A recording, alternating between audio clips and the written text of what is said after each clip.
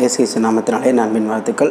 நேற்று நம்ம பார்த்துருந்தோம் லோத்துவோட மகள்கள் எப்படி கர்ப்பவதியானார்கள். மூத்தவள் வந்து மோவாப் என்ற மகனை பெற்றால், இளையவள் வந்து பென்னமி என்ற மகளை பெற்றால். அதற்கு பிறகு என்ன நடந்தது அப்படின்றத நம்ம இன்றைக்கி வீடியோ பார்க்கலாம். சரிங்களா? ஆதியாகமம் 20வது அதிகாரம் 1ஆம் வசனம் முதல். ஆபிரகாம் அவ்விடம் விட்டு தென் தேசத்திற்கு பிரயாணம் பண்ணி காதேசுக்கும் சூருக்கும் நடுவாக குடியேறி கேராரியிலே தங்கினான். அங்கே ஆபிரகாம் தன் மனைவியாகிய சாராளை தன் சகோதரி என்று சொன்னதினாலே கேராரின் ராஜாவாகிய அபிமெலேக்கு ஆள் அனுப்பி சாராளை அழைப்பித்தான். தேவன் இரவில் அபிமெலேக்குக்கு சொப்பனத்திலே தோன்றி, நீ அழைப்பித்த ஸ்திரீ நிமித்த நீ செத்தாய், அவள் ஒருவனுடைய மனைவியாய் இருக்கிறாளே என்றார்.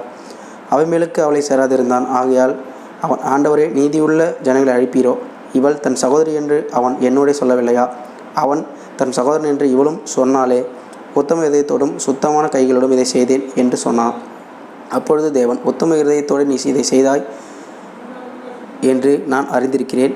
நீ எனக்கு விரோதமாக பாவம் செய்யாதபடிக்கு உன்னை தடுத்தேன். ஆகையால் நீ அவளை தொட நான் உனக்கு இடம் கொடுக்கவில்லை. அந்த மனுஷனுடைய மனைவியை அவனிடத்திற்கு அனுப்பிவிடு. அவன் ஒரு தீர்க்கதரிசி.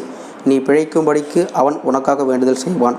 நீ அவளை அனுப்பிவிடாதிருந்தால் நீயும் உன்னை சேர்ந்த யாவரும் சாகவே சாவீர்கள் என்று அறிவாயாக என்று சொப்பனத்திலே அவனுக்கு சொன்னார்.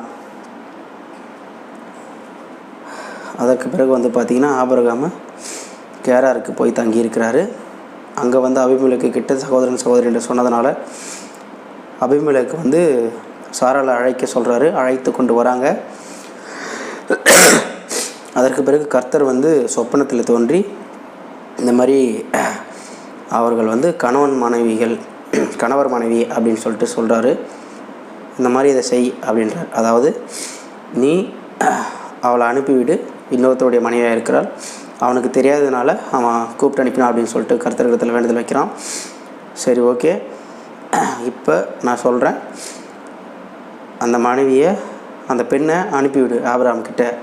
அவன் வந்து உனக்காக வேண்டுதல் செய்வான். நீயும் பாவம் செய்யாதபடிக்கு நான் உன்னை தடுத்தேன்.